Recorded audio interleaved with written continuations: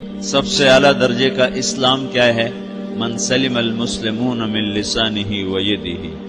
زندگی میں یہ طے کر لو، کوئی کتنا ہی تمہیں دکھ پہنچائے، کوئی کتنا ہی تمہاری بےعزتی کرے، چپ ہو جاؤ، سہ جاؤ۔ مرنے والے کی کیا عزت، کیا ذلت، میں نے تو مر کے دیکھا ہے، اور مجھے یہ حدیث سمجھ میں آئی ہے بڑی اچھی طرح، موتوا قبل ان تموتوا، کہ مرنے سے پہلے مر جاؤ۔ اس وقت اگر میں مر جاتا تو مجھے کوئی گالیاں دیتا تو مجھے کیا نقصان تھا، اور مجھے کوئی نعرے لگاتا میرے لیے تو میرا کیا نفع تھا۔ تو مرنے سے پہلے مر جاؤ۔ کوئی تمہیں برا بھلا کہے تو تمہارا کیا نقصان ہے، تمہیں کوئی واہ واہ نعرے لگائے تمہیں کیا نفع ہے۔ اگر اللہ راضی ہے تو مردہ باد اور زندہ باد سے بے نیاز ہو۔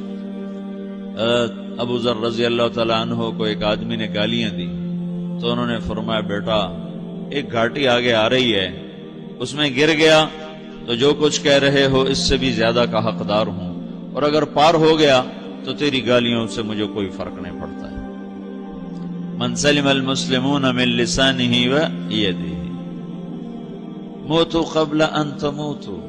چونکہ آج کل اخلاق ہیں انتقامی، معاف کرنے والے اخلاق ہیں نہیں، انتقامی اخلاق ہیں۔ ہمارا معاشرہ انتقامی ہے، اچھا کرو گے تو ہم اچھا کریں گے، برا کرو گے تو ہم برا کریں گے، جیسا کہو گے ویسا ہم سے سنو گے۔ یہ ہمارا ماحول ہے، یہ ہمارا۔ ایک ماں کہہ رہی تھی دوسری ماں کو، میرے پترا کدی کسی نے واسطے سلام نہیں کیتا، بڑے فخر سے کہہ رہی ہے، ہمارے اپنے گاؤں کی بات، میرے پترا کدی نہیں کسی نے واسطے سلام کیتا، مائی جڑا کرے انہوں کریں دیں، جڑا نہ کرے انہوں پوچھ دے ہی کوئی نہیں۔ یہ وہ فخر سے کہہ رہی۔ جو سب سے بڑا عیب ہے وہ سب سے بڑا فخر بنا ہو۔ میرے پترا کدی نہیں کسی نے واسطے سلام کیتا۔ جب ماں باپ نے یہ سبق دیا تو اولاد کا کیا قصور ہے؟ ہمارا معاشرہ انتقامی ہے، ایک کی 10 سنانے کا ماحول ہے، تو آپ 100 کی ایک بھی نہ سناؤ۔ احنف بن قیس رضی اللہ تعالیٰ عنہ پہ ایک آدمی نے چڑھائی کر کہنے لگا، ایک سناؤ گے نا تو 10 سنو گے میری طرف سے۔ تو احنف بن قیس کہنے لگے، بھائی تو مجھے 100 بھی سنائے گا نا تو میری طرف سے ایک بھی تو نہیں سنے گا۔ ایک آدمی ان کی بڑی بےزتی کر رہا تھا اور وہ چل رہے تھے، اور وہ 100 گالیاں بک رہا ہے۔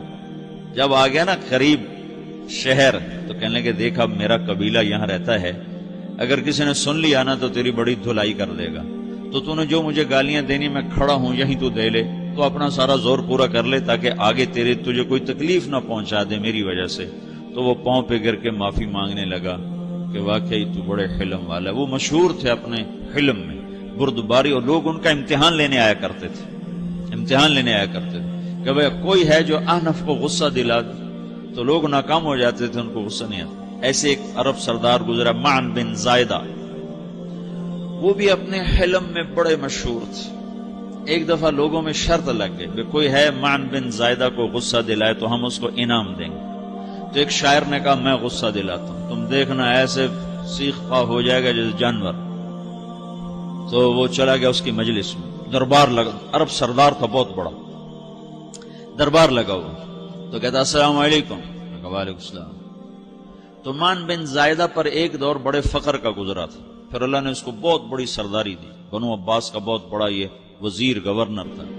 تو کہتا اتذکر اذ لحافک جلد شاۃ واذ نعلاک من جلد البعیر، کیوں بھائی تجھے یاد ہے جب تیرا بستر بکری کی کھال تھا اور تیرے جوتے اونٹ کی کھال کے تھے؟ تو کہنے لگا کیوں نہیں یاد، بھلا کوئی ماضی بھی بھولتا ہے؟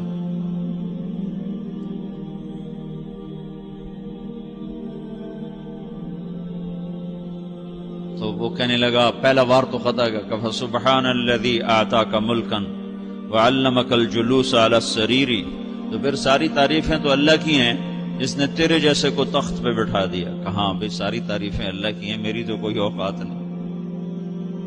تو کہنے لگا، سأرحل عن دیار انت فیہا وان جار الزمان علی الفقیر، جہاں تیرے جیسا حکمران ہو وہاں مجھے رہنا گوارا ہی نہیں ہے، میں یہاں سے چھوڑ کے نکل جاؤں گا چاہے کتنی تکلیف اٹھاؤں۔ بڑے دربار میں یہ ایک گورنر اور وزیر سے بات ہو رہی ہے، تو وہ کہتا ہے اچھا بھائی اگر تو ہمارے پاس رہے گا تو ہم تیرا اکرام کریں گے، اور اگر تو جانا چاہتا ہے تو پھر رافقت کا سلام،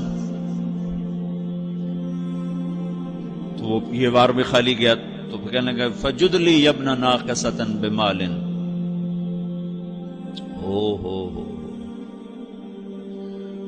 او گندی ماں کے بیٹے مجھے کچھ عطا بھی کر، میں بغیر پیسے کے سفر کیسے کروں گا؟ عرب کو کسی کو بھی ماں کی گالی دے دینا پھر عرب سردار ہو۔ فجد لی ابن ناقصۃ بمال، بری ماں کے بیٹے مجھے کچھ پیسے بھی دے، میں نے جانا ہے۔ میں کہا اس کو 3000 دے دیا جائے۔ اللہ، تو کہنے لگا قلیل ما آتیتنی وانی لأطمع منک فی الکثیر، یہ تو بہت تھوڑا تو نے دیا ہے، مجھے اور دے۔ کہا اچھا بھائی 3000 اور دے دو۔ تو وہ شاعر کی بھی آنکھیں پھٹ گئیں، کہنے لگا اب ٹھہر جا ٹھہر جا، اب میں تیری اصل تجھے بتاتا ہوں۔ سألت اللہ ان یبکیک ذخرا فما لک فی البریۃ من نذیر، میں اللہ سے دعا کرتا ہوں اللہ تیرے جیسوں کو سلامت رکھے، تیرے جیسا دنیا میں کسی ماں نے جنا ہی کوئی نہیں۔ فمنک الجود والافضال حقا وفضل یدیک کالبحر الغزیر، تو ہی سخی ہے، تو ہی کریم ہے، اور سمندر بھی تیری سخاوت کے آگے کچھ نہیں ہے۔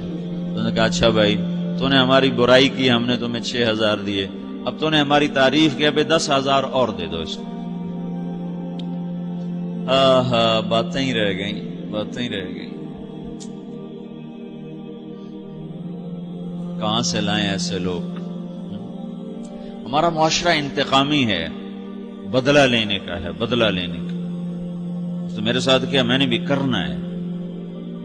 تو اعلیٰ درجے کا اسلام یہ سکھا رہا نہیں چپ ہو جاؤ، سلامت بن جاؤ، سلامتی بن جاؤ، سلامتی کی علامت بن جاؤ۔ من سلم المسلمون من لسانہ ویدہ۔ اب وہ سوال کرتا ہے یا رسول اللہ ای الایمان افضل، سب سے اعلیٰ درجے کا ایمان کیا ہے؟ اسلام کیا ہے؟ کلمہ، نماز، روزہ، حج، زکات۔ اعلیٰ درجے کا اسلام کیا ہے؟ من سلم المسلمون من لسانہ ویدہ۔ یہ اخلاق کا ادنا درجہ ہے، ادنا درجہ ہے۔ ادنا درجے پر پہنچ کر آپ اسلام میں اعلیٰ درجے پر آ سکتے ہیں۔ وہ سوال کرتا ہے ایمان کیا ہے؟ تو آپ نے کہا اللہ پر، فرشتوں پر، کتابوں پر، رسولوں پر، موت کے بعد کی زندگی پر، تقدیر پر۔ اب ایک اور سائل سوال کرتا ہے ای الایمان افضل، سب سے اعلیٰ درجے کا ایمان کیا ہے؟ تو آپ نے فرمایا حسن الاخلاق، اچھے اخلاق سب سے اعلیٰ درجے کا ایمان ہے۔ جو آدمی اسلام میں، جو آدمی اخلاق میں، جو مرد عورت اخلاق میں ادنا درجے پر ہوتا ہے وہ اسلام میں اعلیٰ درجے پر پہنچتا ہے۔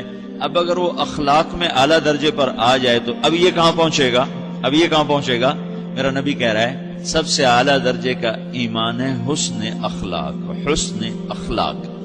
ابو ہریرہ نے پوچھا یا رسول اللہ وما حسن الاخلاق، یہ بھی ایک اور حدیث ہے، یا رسول اللہ حسن اخلاق کیا چیز ہے؟ تو آپ نے 3 چیزیں فرمائی، تصل من قطعک وتعطی من حرمک وتعفو عمن ظلمک، جو تم سے توڑے نہ تم اس سے جوڑو، نہیں کرتا سلام نہ کریں، کوئی ہم چھوٹے باپ کے ہیں، ہم تو کبھی بھی نہ کریں، ہم تو کبھی بھی نہ منہ تھوکیں بھی نہیں ہم تو میرا نبی کہہ رہا ہے جو توڑے تم اس سے جوڑو، جو محروم کرے اسے عطا کرو، جو زیادتی کرے اس سے درگزر کرو۔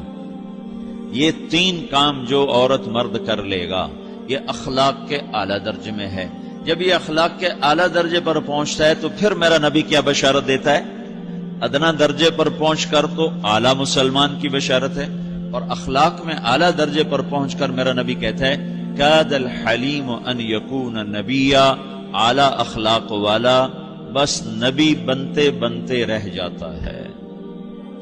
اعلیٰ اخلاق والا ایسے ہے جیسے کہ نبی، قریب ہے کہ وہ نبی بن جائے، یہ تو ہے نا ترجمہ، لیکن ہم ہمارے اردو میں کہتے ہیں وہ نبی بنتے بنتے بنتے رہ گیا۔